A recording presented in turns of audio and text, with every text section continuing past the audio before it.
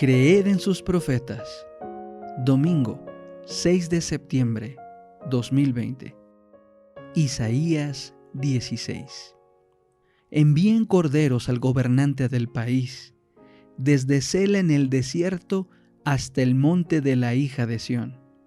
Y sucederá que las hijas de Moab serán como pájaros espantados, o como nidada dispersa en los vados del Arnón. Den consejo, tomen decisión. Haz tu sombra como noche en pleno mediodía. Esconde a los desterrados, no entregues a los que andan errantes. Moren en ti los desterrados de Moab. Sé para ellos refugio a causa del destructor, porque la opresión ha llegado a su fin. Ha cesado la destrucción. Ha desaparecido el que pisoteaba la tierra. Entonces en misericordia será establecido un trono, y sobre él se sentará firmemente en el tabernáculo de David el que juzga. Busca el derecho y apresura la justicia. Hemos oído de la soberbia de Moab, que es muy soberbio, de su arrogancia, de su soberbia y de su insolencia. Pero vano es aquello de que se jacta. Por tanto, Moab lamentará, todo Moab lamentará. Por las tortas de pasas de Kir-Jareset giman abatidos en gran manera. Como las terrazas de Hesbón, se ha marchitado la viña de Sibma. Los dueños de las naciones han pisoteado sus mejores vides, cuyas ramas llegaban hasta Jazer, y se desviaban al desierto. Se extendían y pasaban las aguas. Por eso lloraré amargamente por Jazer y por la viña de Sibma. Te regaré con mis lágrimas, oh Hesbón y Eleale, porque sobre tus frutos de verano y sobre tu siega ha caído el grito de guerra. La alegría y el regocijo han sido quitados del campo fértil. No se cantará en las viñas ni habrá griterío. En los lagares el pisador no pisará el vino. He hecho cesar el grito de júbilo. Por tanto, mis entrañas gimen como un arpa por Moab, y mi interior por Kir-Jareset. Y sucederá que cuando Moab aparezca exhausto sobre el lugar alto, y cuando entre a su santuario a orar, de nada le servirá. Esta es la palabra que el Señor ha pronunciado desde la antigüedad acerca de Moab. Pero ahora el Señor ha hablado diciendo: dentro de 3 años, como años de jornalero, será abatida la gloria de Moab, con toda su gran multitud.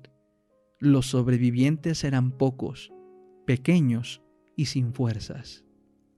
El ministerio de curación, capítulo 2. Días de ministerio activo.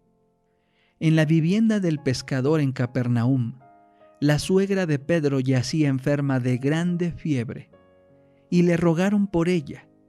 Jesús la tomó de la mano y la fiebre la dejó. Lucas 4, 38 y 39, Marcos 1, 30. Entonces ella se levantó y sirvió al Salvador y a sus discípulos. Con rapidez cundió la noticia.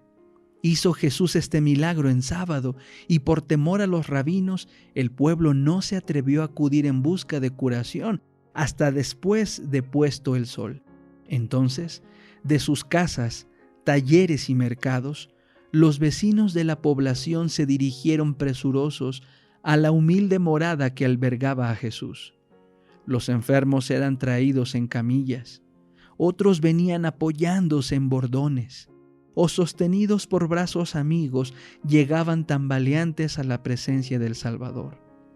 Hora tras hora venían y se iban, pues nadie sabía si el día siguiente hallaría aún entre ellos al divino médico. Nunca hasta entonces había presenciado Capernaum día semejante.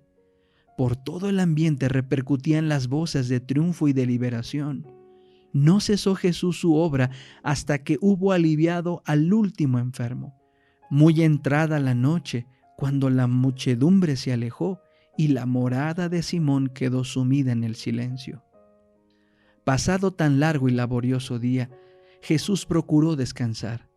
Pero mientras la ciudad dormía, el Salvador, levantándose muy de mañana, salió y se fue a un lugar desierto y allí oraba. Marcos 1:35. Por la mañana temprano, Pedro y sus compañeros fueron a Jesús para decirle que le buscaba todo el pueblo de Capernaum. Con sorpresa oyeron estas palabras de Cristo. También a otras ciudades es necesario que anuncie el evangelio del reino de Dios, porque para esto soy enviado. Lucas 4:43. En la agitación de que era presa Capernaum, había peligro de que se perdiera de vista el objeto de su misión.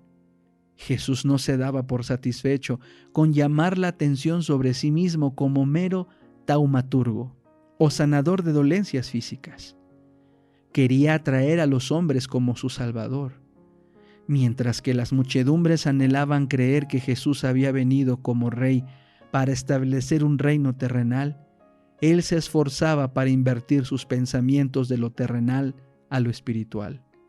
El mero éxito mundano hubiera impedido su obra. Y la admiración de la frívola muchedumbre discordaba con su temperamento. No había egoísmo en su vida. El homenaje que el mundo tributaba a la posición social, a la fortuna o al talento era extraño al Hijo del Hombre. Jesús no se valió de ninguno de los medios que emplean los hombres para granjearse la lealtad y el homenaje. Siglos antes de su nacimiento, había dicho de él un profeta: no clamará, ni alzará, ni hará oír su voz en las plazas. No quebrará la caña cascada, ni apagará el pábilo que humeare. Sacará el juicio a verdad. Isaías 42, 2 y 3. Los fariseos buscaban la distinción por medio de su escrupuloso formalismo ceremonial y por la ostentación de sus actos religiosos y sus limosnas. Probaban su celo religioso, haciendo de la religión el tema de sus discusiones. Largas y ruidosas eran las disputas entre sectas opuestas, y no era raro oír en las calles la voz airada de sabios doctores de la ley empeñados en acaloradas controversias. Todo esto contrastaba con la vida de Jesús, en la que jamás se vieron ruidosas disputas, ni actos de adoración ostentosa, ni esfuerzo por cosechar aplausos. Cristo estaba escondido en Dios, y Dios se revelaba en el carácter de su Hijo.